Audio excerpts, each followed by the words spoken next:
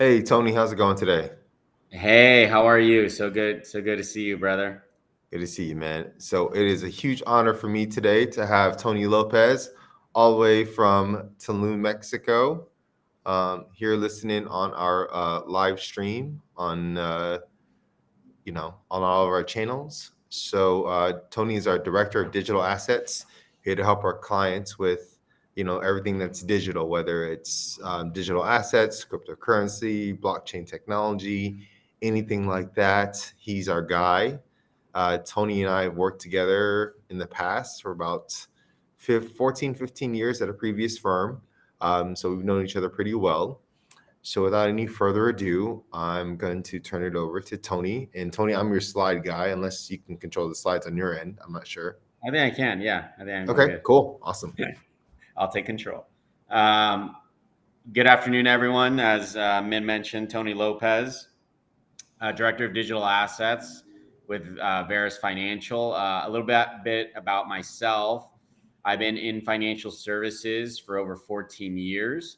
I started in 2007, right before the 2008 crash, financial crisis, and successfully built a wealth management practice and also built a successful agency in San Jose as well as in San Diego. And then sold that last year to pursue my passion in cryptocurrency and educate others like yourselves that are interested in participating in crypto as an asset class, but maybe aren't necessarily sure if this is, the right asset for you to be in.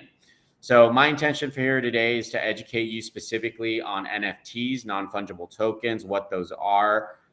Speak it in a way where hopefully you can understand it, where it's simple, easy to resonate with, and then leave it up to you to decide if this is something that you want to pursue. If you do, you can reach out to us.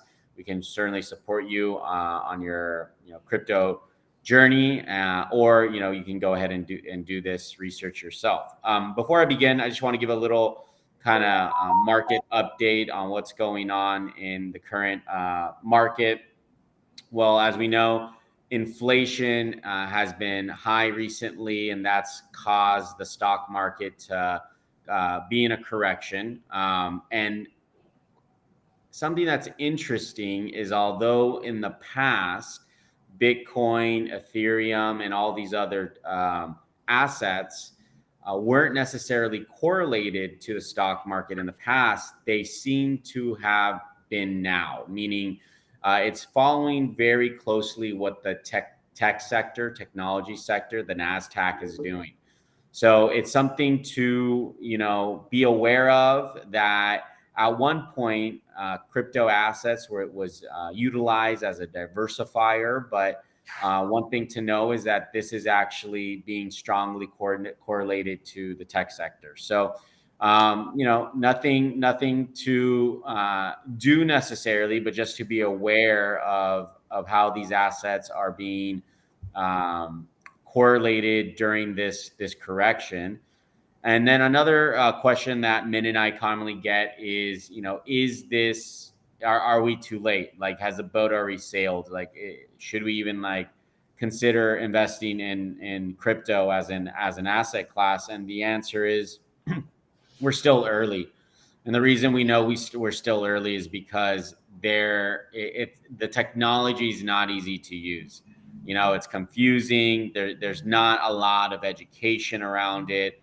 So, as the adoption continues and there's going to be more and more companies out there educating the public about it, and the user interfaces to be a part of crypto gets better and better and easy for people to use, then we'll start seeing, kind of that boat sailing essentially, and to that next stage of these asset classes. But for now, we feel that the industry is still early to invest in. Okay, I'm going to the next slide. Disclosure: anything we talk about today is not financial advice. We do not know your present financial position. We don't understand necessarily your risk tolerance. So please note that anything we talk about today is not necessarily going to be any recommendation. These are just examples that we're giving to help you better understand NFTs. As I mentioned, a little bit about myself. I sold my financial services business last year, joined Veris this year as their director of digital assets. And just a few things to know about me. I'm very passionate about coaching. I do financial coaching and business coaching. Love talking about developing successful sales teams, and just love connecting with aligned individuals. Okay, today's agenda, we're going to go through a few things. The first is blockchain technology. What is that? What is Web 2 versus Web 3? So you can better understand where the market's going. NFTs obviously give you an understanding of what that is, why it's important, and open your eyes onto like how big this market is actually getting. And tell you obviously the why we feel NFTs can be a valuable asset for someone. Min, any questions so far? Anything on your end? Does this sound fair? No, you're the director of digital assets, so I'm gonna let you keep taking the lead. Okay, so blockchain technology. There's a few things to understand about like why is this so exciting. And I'm going to start with telling you a little bit about a story. And the story is that Bitcoin revolutionized this whole technology. And where it was created was actually with a group of individuals. And these individuals were actually what they call cryptographers. And what a cryptographer does is send information from one party to the other, and that is encrypted. Encrypted meaning you can't touch that message. You're not able to manipulate that message. If you try manipulating that message, everything is unable to kind of locks down, and that transmission doesn't go through. Essentially, it kind of stops.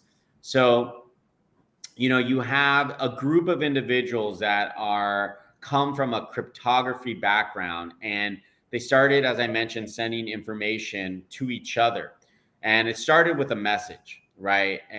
Just like you would send someone a text message. But the issue is if you do it via text message, it's what's called centralized. Centralized meaning you can go on your Verizon or your AT&T Mobile and someone can see what messages you're sending to someone. It's not private by any means.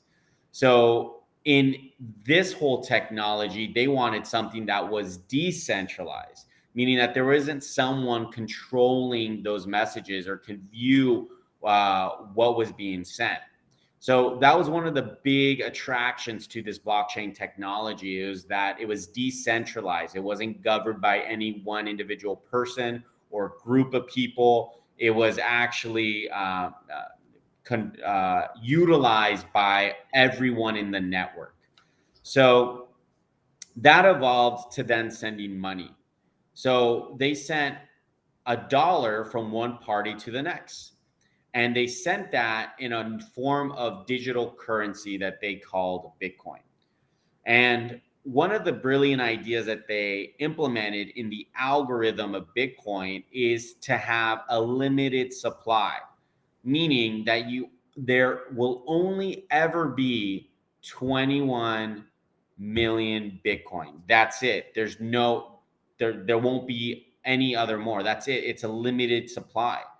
And as I learned back in economics, in supply and demand, if there's a limited amount of supply, and as long as demand continues to go up, what happens to the price? The price goes up.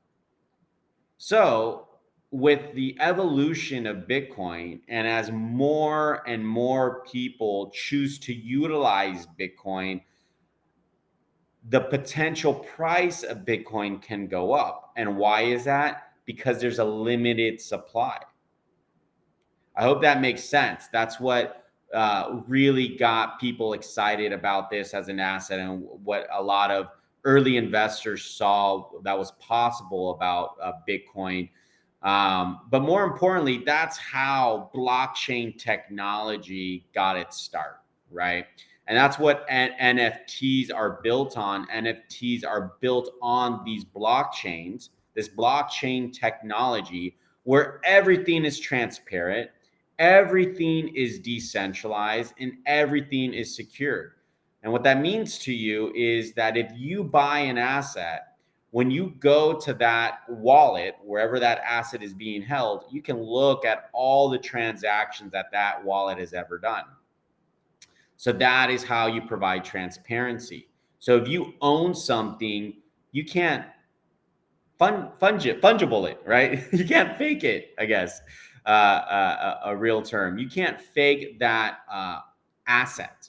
Why? Because it's on the blockchain. You can see where it was received from, from what was the original wallet, and source that actual asset as the original. There is no faking it. Okay, so with the building block being blockchain, this is going to help you understand some differences. So, privacy, Web 2 versus Web 3. Do you control the data? Well, in Web 2, no. That's a big issue that's going on right now. You know, when you go onto these websites and you click, I accept these cookies, right? Or I accept the terms and conditions. Well, all your data is being held on their server. And the user, when you choose to use that service, you agree to their terms and conditions. So you do not control the data. In Web3, you do, right? You set the terms and conditions. So when you're on a protocol, you're able to set what those terms and conditions are, and you get to control the privacy of your data.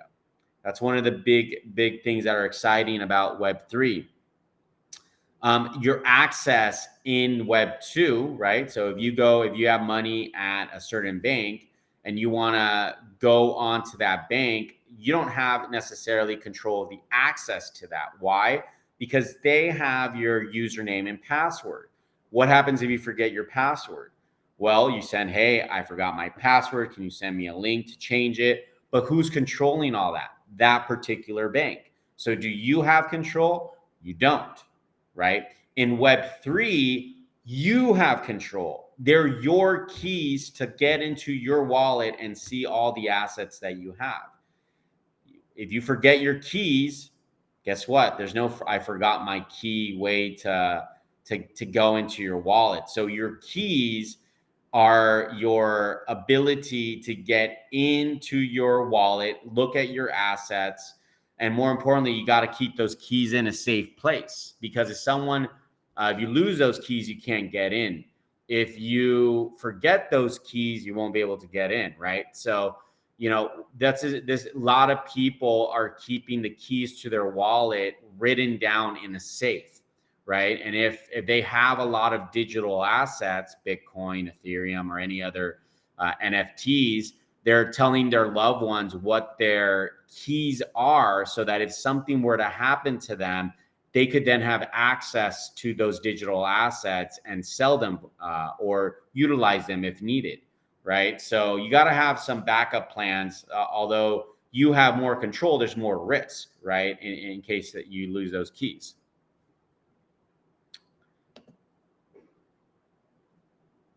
Okay, Web3 limitations. So as I was talking about, like, the reason why I feel we're still early is because the user experience is not simple yet. We're seeing a lot of new companies come out, and they understand that that's the problem. That one of the reasons a lot of people aren't utilizing a lot of NFTs or other digital assets is because it's clunky. It's confusing on starting a wallet. Like, what is a wallet? There's not all that education, and that user experience isn't necessarily great yet. So if it's hard to do, people aren't going to do it. However, there are a lot of companies now bridging that gap. So, given the current state of the digital assets, and the reality that more and more people are utilizing these Bitcoin or Ethereum, Solana, all these other assets, As long as adoption continues to increase and the user experience will contribute to that, we definitely see a huge opportunity in the long term in considering digital assets as an asset class in one's overall portfolio. And a big thing that I have there is trust. This is a lot like when I remember I started using AOL. So when I started using AOL, I would go on, and all of a sudden I'll start getting these weird emails saying, "Hey, if you send me $500, you're guaranteed to get 1,000 back." Right? And people were falling for these scams, these email scams, and sending money, and they would never get it back. Right? Same thing that what's going on in this market today, where people are saying, "Hey, I'm having issues trying to transfer money from this account to this account." They go on in an online chat room. They're like, "Hey, I'll help you with that. I represent the company. Send me your keys." Well, they give them their keys. They go in and they wipe out all their assets.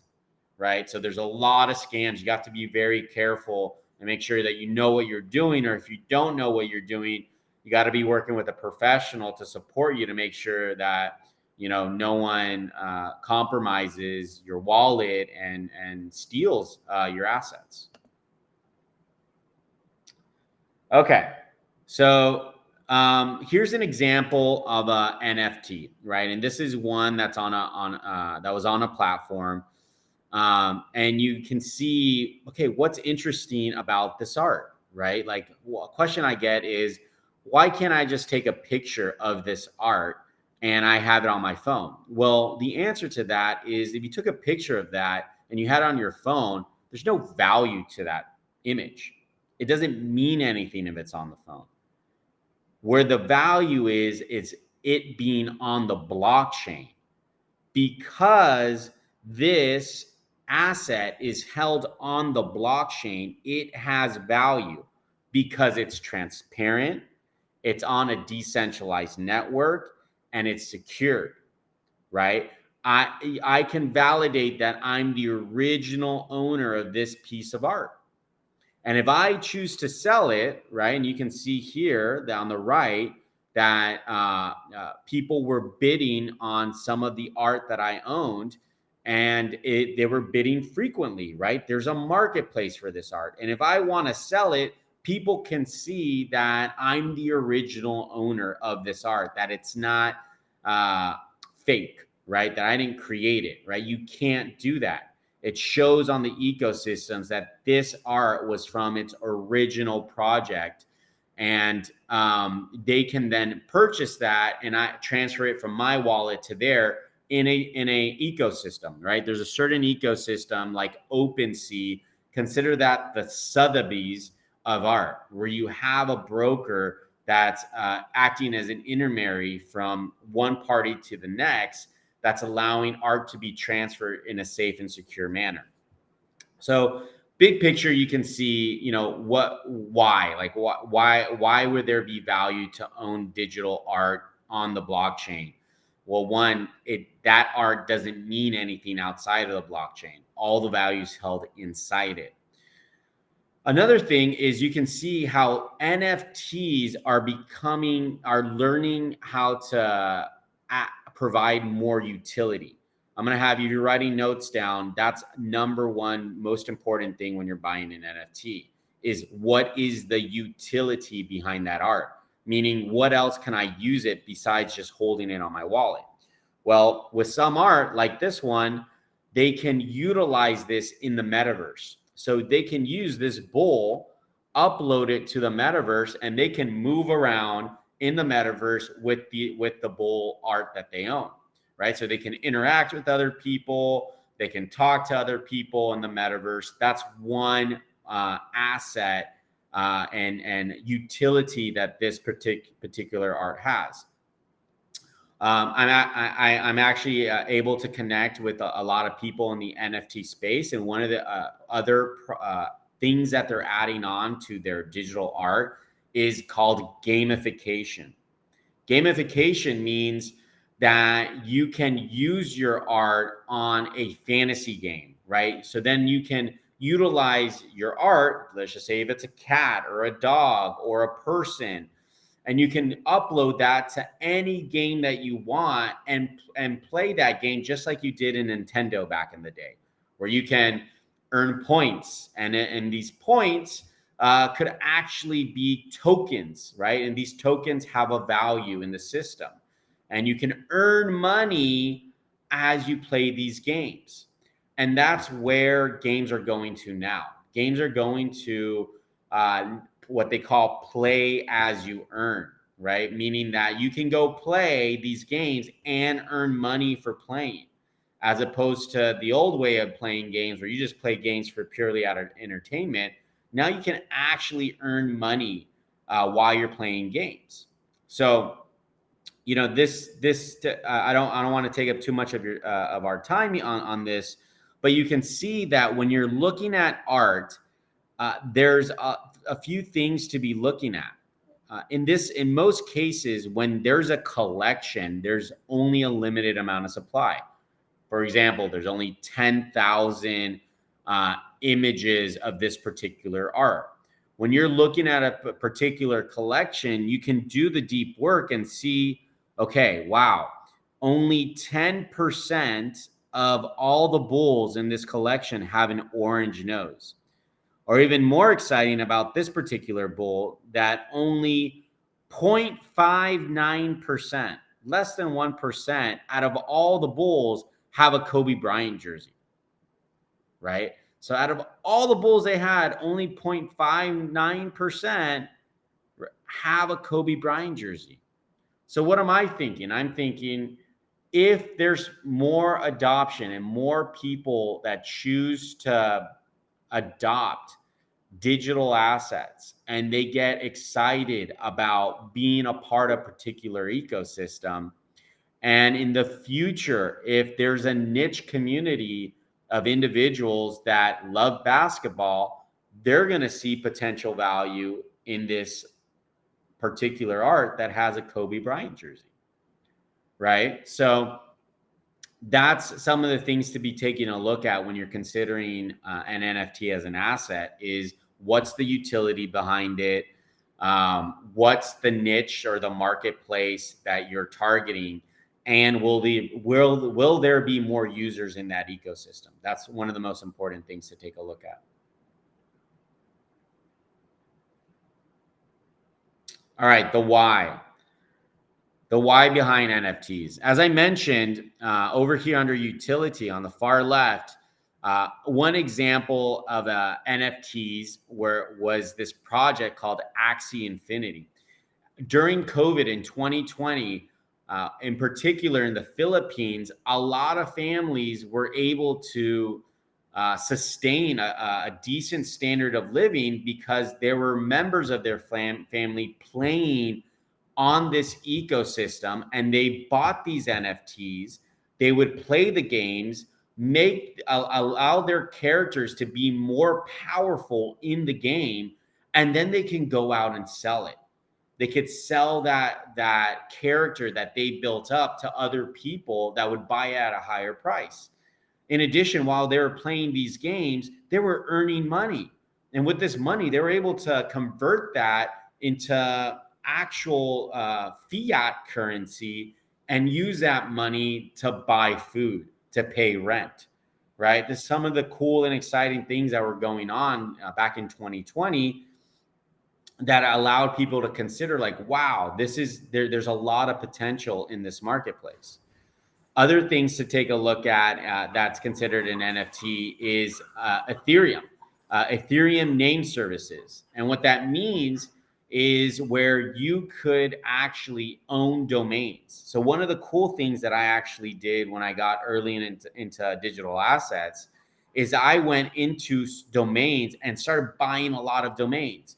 I started buying like Abundance, kind of like the .com. It would be for Ethereum, it would be .eth, right? So abundance.eth or prosperity.eth or winning.eth, right? I started buying all these domains just like people did back in the late 80s, early 90s, and they bought a lot of .com domains. and they would hold on to them. And in the event that someone wanted to buy them in the future, 5, 10 years from now, that they would sell it at a higher price that they originally bought it. I did the same thing. I bought a lot of domains in a particular ecosystem. Another thing that's exciting, music, right? This applies to new artists, where if Min is an incredible musician and he's going to put out a new song, right? And I'm like, wow, I really like that song. I can buy a portion of that particular track, and I can be a percent owner of that track. I'm like, wow, this song is just amazing. I want to own future royalties of that song. So, okay, if that song takes off and they use it on a movie, I'm a part owner of that particular song. I'm going to be able to generate income by being part owner of that track. In addition, since Min is an amazing musician and he's going to hold concerts, he can say anyone that's an owner of my music NFTs gets free admission to my concerts, right? Gets free admission to my events. So this is how NFTs are evolving to create more utility, not just in art. We're talking about games. We're talking about music. Everything is going to this blockchain technology, metaverse, blockchain technology. Okay. Any questions? Doing good? Yeah, I think it's great. I think the funny part about it is I don't think I'd ever make a song on your website's example. I think that's a fun example because when we launched Verus Financial about 2.5, 3 years ago, I was looking for Verus.com. So I went outside, went on the websites and hunted down this lady that owned it.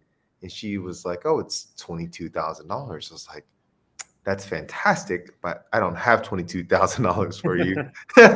So I don't think that this is going to work.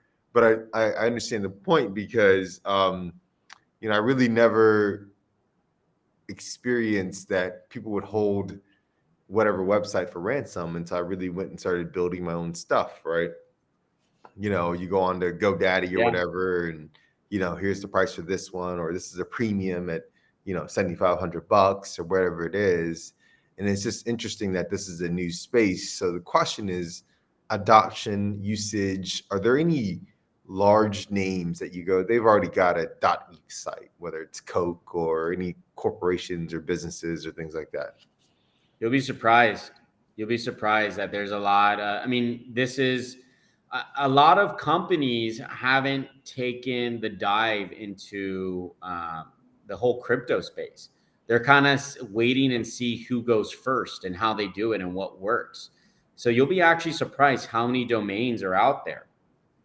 And like there's a whole conversation there around trademark infringement, but there's no governing body in these decentralized exchanges. So if you own a domain in these decentralized exchanges, there's no one that you can go to that says, hey, I'm Minvo, I want that domain on minvo.eth. Like, who are you going to go to? It's decentralized. Like, you can't go to a governing body. So that's like some of the pros and cons about, where this is evolving to.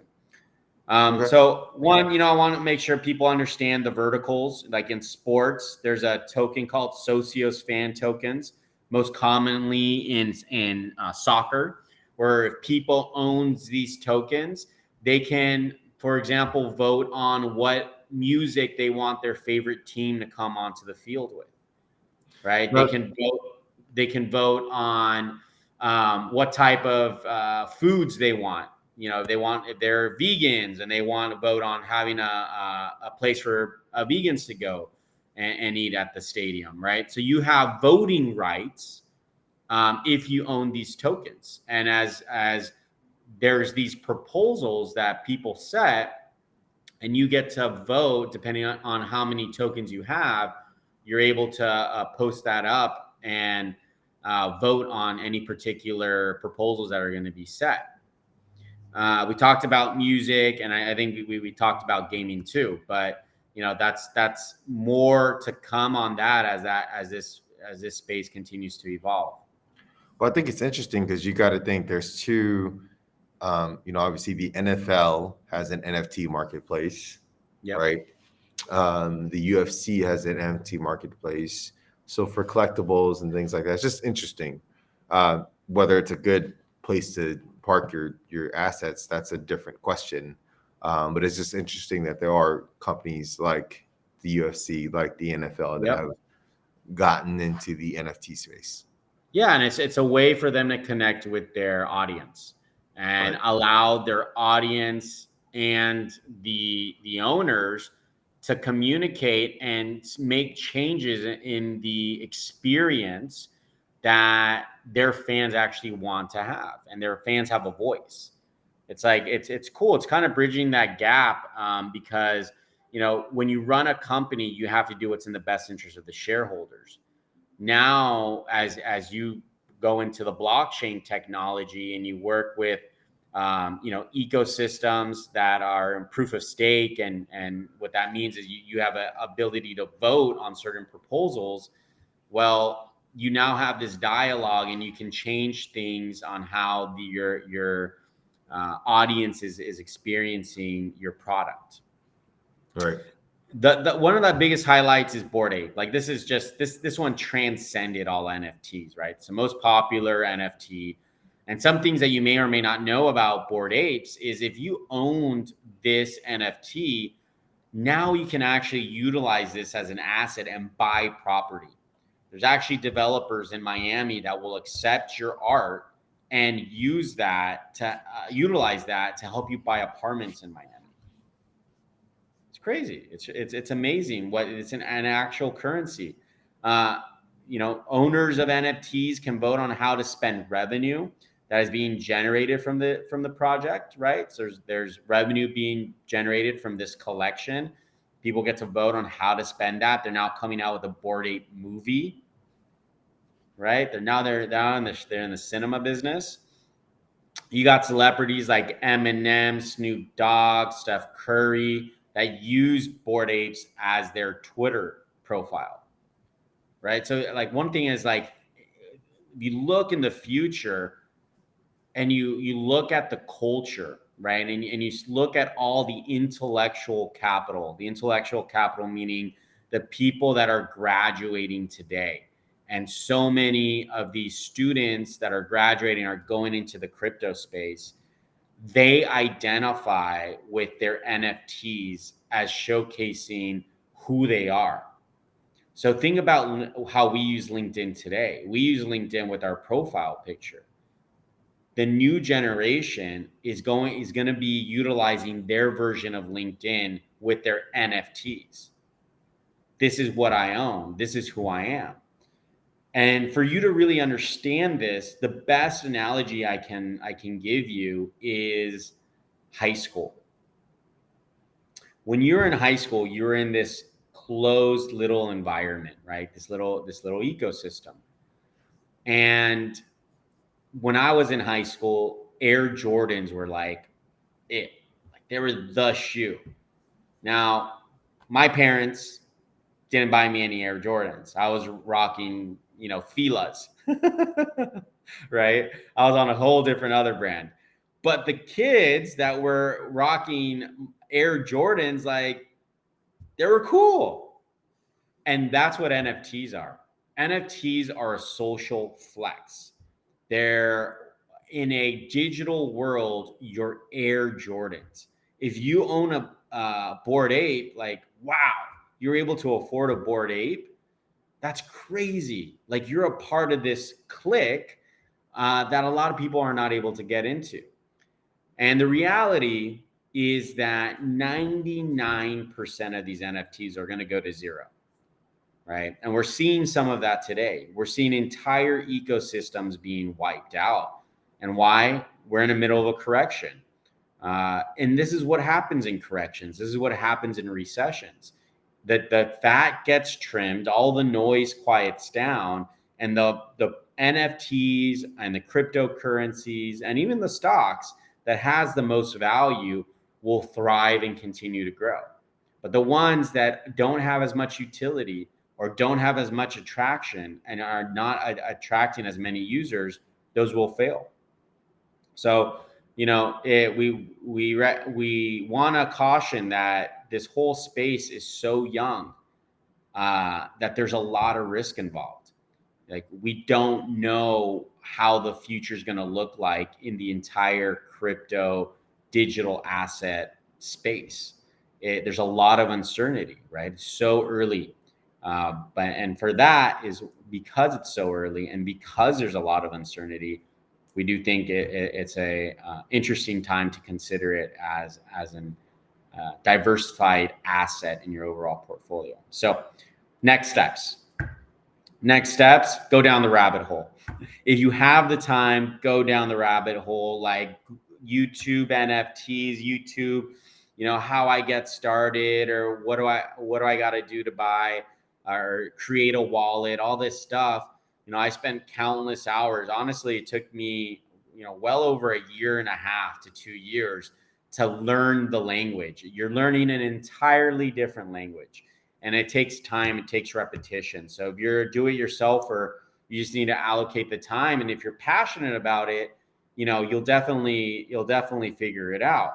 But if you don't have the time and you're not that passionate about it, you got to work with a professional that can support you with that learning curve and get you started. So any questions? If anything came up, let us know. Sometimes people want to talk about their personal financial situation in a private setting. So don't be shy to reach out to us if you want to talk to us one-on-one. But I'm not sure we fielded anything on LinkedIn or on Facebook, anything on those chats that would make sense for me to answer. I don't see anything right now. So I think the next thing is, what is our goal with this, right? So people go, why are you guys doing this NFT 101, right? In terms of where we are at as a firm, obviously, wealth management, investment management, estate and tax planning, that's kind of the things that we do. I think it's all a part of kind of where is, the future and why are we doing this, right? So we want to inform and educate all of our constituents in terms of, what is the next technology, what is the next thing out there that they want to review, look at, and at least have a general understanding, right? So I think our next one is blockchain technology 101, right, Tony? Right? Sure. What is blockchain? How does it work? What is digital assets kind of 101? What are all the pieces? How do what's an on ramp? What's an off ramp? Those different questions are what we're going to answer. So if you're out there in the audience and you go, hey, I really would like to let you guys answer these 1, 2, 3 questions, please do send us an email or drop it in the chat and let us kind of be able to help you with those questions, right? Other than that, we're really excited to do this. This is kind of our first live stream, so very interesting and very unique for us to do it. Thanks to all the staff for getting this put together for us, and we'll see you on our next event. And we don't have that calendar yet, do we? I don't think so. I think Not yet. We'll make an announcement. Okay, we'll make an announcement. We'll send an email out to everybody. Thank you guys for coming and joining the live stream, and enjoy the rest of your day.